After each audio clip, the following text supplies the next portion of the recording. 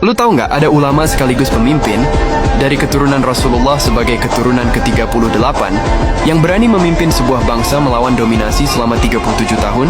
Namanya Sayyid Ali Khamenei. Saat ini Teheran sedang berduka, kita akan bahas perjalanan hidupnya yang luar biasa. Ali Khamenei lahir tahun 1939 di Mashhad, sebuah kota suci di Iran. Dia bukan anak pejabat.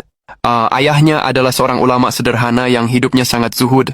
Sejak kecil, Ali sudah terbiasa dengan aroma buku dan diskusi agama. Dia belajar di Qom, berguru pada banyak ulama besar, termasuk Ayatullah Khomeini.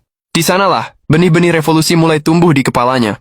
Dia bukan cuma belajar ibadah, gelar Sayyid di depan namanya bukan sekadar gelar biasa. Sayyid Ali Khamenei adalah keturunan Nabi Muhammad melalui jalur Imam Ali bin Abi Thalib dan Fatimah Az-Zahra. Silsilahnya bersambung melalui cucu Rasulullah Imam Husain, hingga ke Imam Ali Al-Asghar yang dikenal sebagai Sultan Ali bin Muhammad Baqir.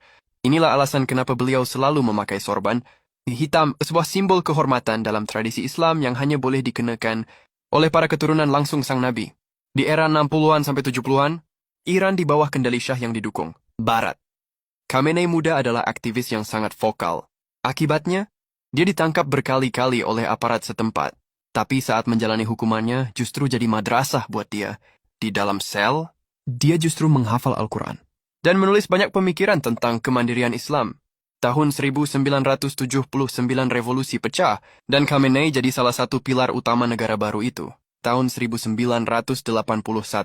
Sebuah kejadian terjadi saat dia sedang berpidato di masjid. Khamenei selamat, tapi dia harus kehilangan fungsi tangan kanannya selamanya. Inilah alasan kenapa di setiap videonya, dia selalu menggunakan tangan kiri atau menyembunyikan tangan kanannya di balik jubah. Bagi rakyatnya, tangan itu adalah simbol kesetiaan yang tak terbeli. Pas Ayatullah Khomeini wafat tahun 1989, dunia ngira Iran bakal dalam kondisi buruk.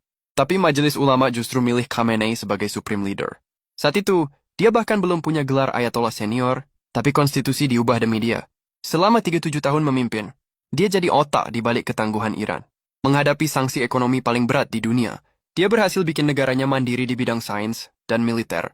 Tapi di balik sosoknya sebagai panglima, ada sisi lembut yang jarang diketahui. Khamenei adalah pencinta puisi dan sastra klasik. Dia fasih berbahasa Arab dan sering menghabiskan malam untuk berdiskusi dengan para penyair. Gaya hidupnya pun jauh dari mewah.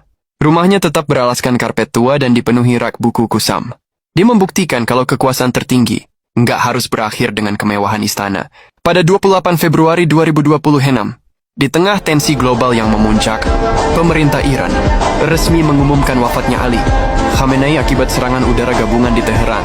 Kepergian sang penjaga revolusi ini meninggalkan duka bagi jutaan pendukungnya.